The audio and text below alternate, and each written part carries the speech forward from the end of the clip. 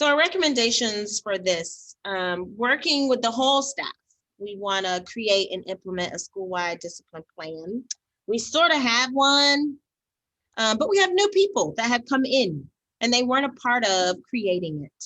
And I think that is important to get their input into it. So this plan should include specific expectations common across all 3 grade levels. So as they come up the ranks, they know what is not tolerated at the school at all.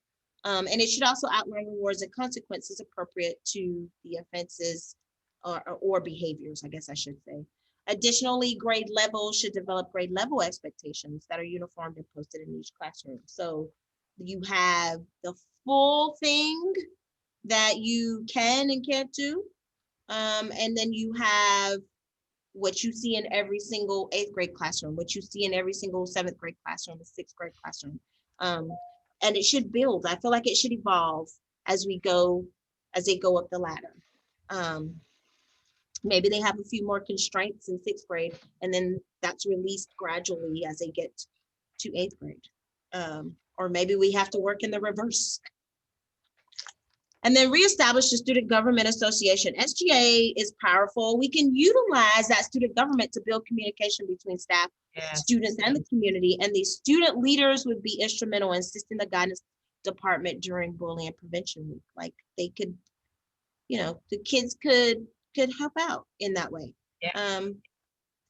But my thoughts about the SGA is it needs to be like it was before, where they run for the office, whole campaign, learn the political process. Because in 4 years to 5 years, our 8th graders will be able to vote for the first time, but won't know what in the world to do, how to do it.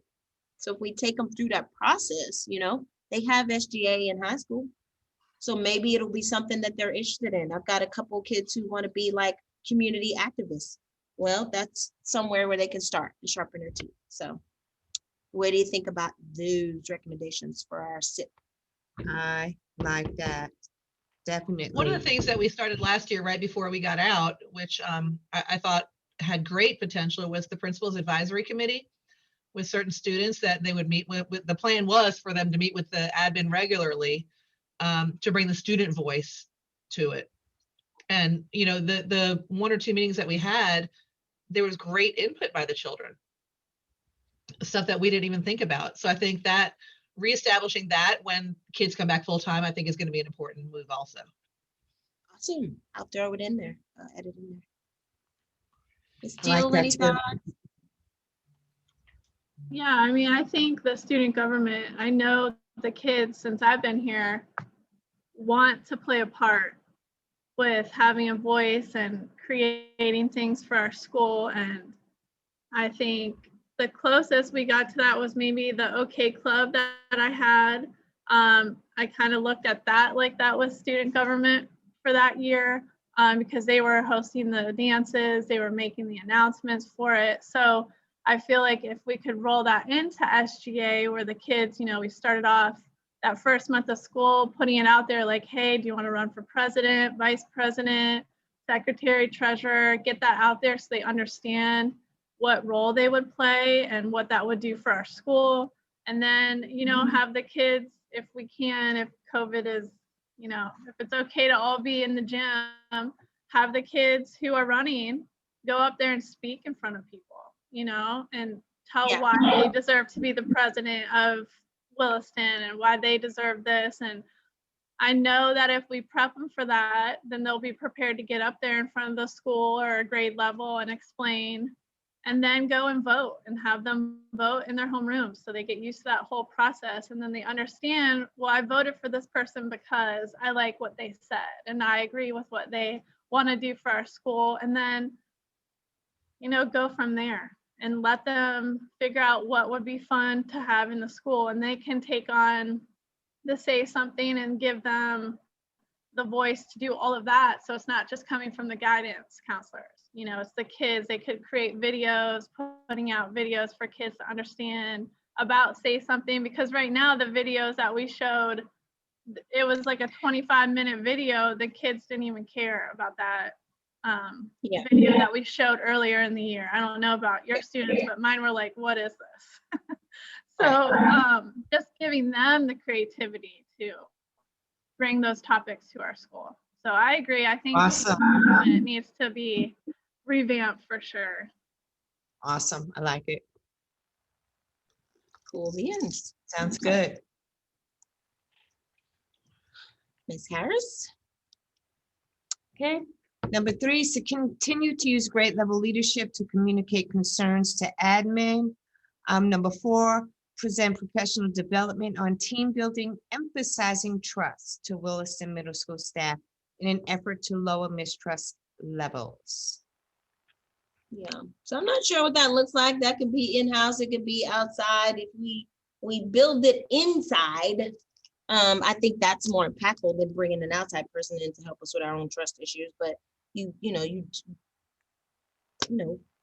guidance might be able to help us with that. Mr. Anderson might be able to help us with that. To teach us like techniques that we can, learn how to disarm volatile situations or to just to figure out what to do. I mean, we've got some really cool things that happen. We have the little anonymous little cards that we can leave for each other and say nice things, but I feel like what happens with that is that people send them to people that they already love and know, and they don't really send them across to people who they don't really talk to. And I just think it's weird that we have people in the building who are not new, that have been here for a few years, that still can walk into a room and not say good morning to the people that are there, or walk past people and not say anything. We have to do better. I think we have people in this building who don't know other groups, like other grade levels or other departments, because they're so holed up in their own. Yes.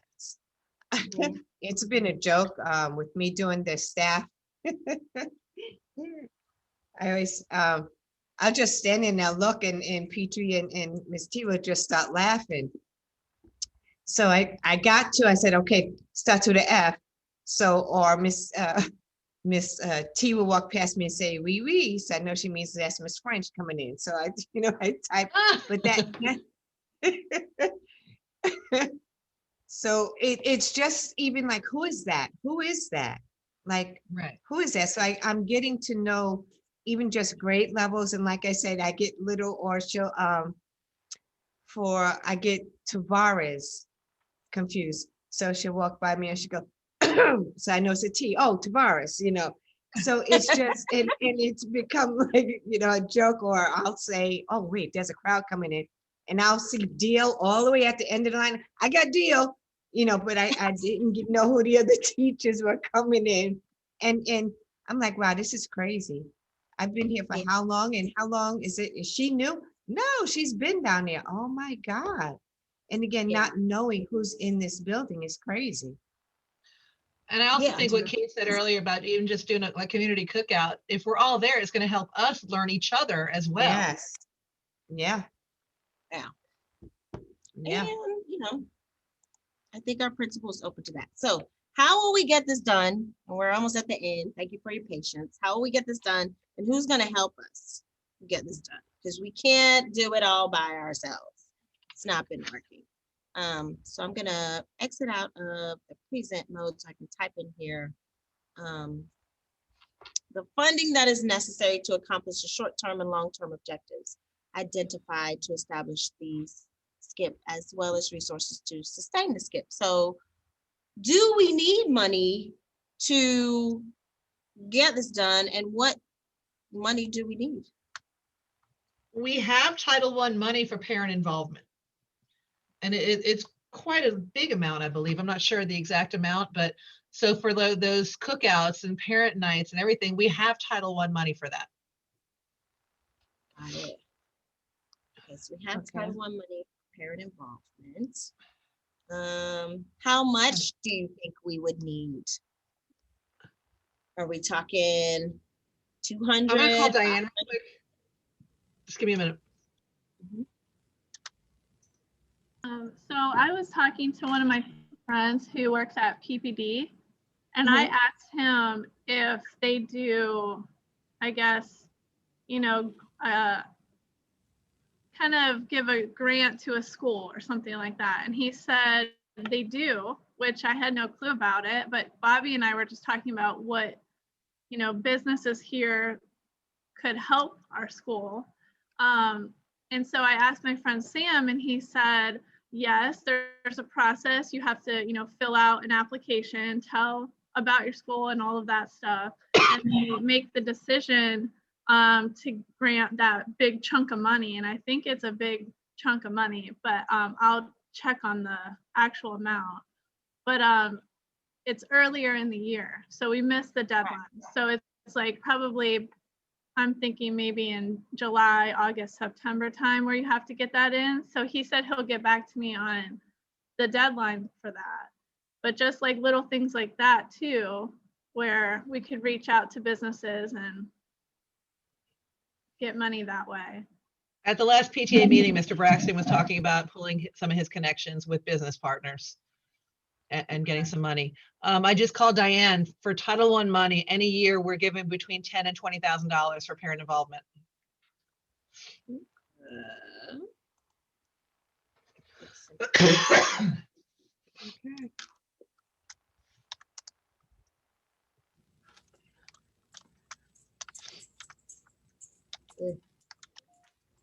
Now, I think that we wouldn't need anywhere near that amount. It just depends. Like if we rolled out the quarterly parent nights and we are, you know, feeding them pizza one time, and then the next time we're having like a spaghetti dinner, or the next time we're having hot dogs and chips and that sort of thing, I don't think that we would spend anywhere near the lower number. Right. So then that gives us, you know, a little more money to get like some nicer prizes or whatever. I don't think we cannot use that money for prizes and stuff. We've been looking at that because I think that there's some money left over since we've had the remote year and not as much parent nights and parent weekends and whatever, that we were trying to use that money for incentives and we can't. Okay. So I guess that's what we would have to reach out to our business partners and Right. and go to the businesses that will donate. Right. Because like I said, I know Title I has some pretty strict rules with how you can spend certain money. yeah, because Gotcha. I know Walmart donates. They donate items, they donate food. Chick-fil-A donates food to schools, and Target, as well as Family Dollar.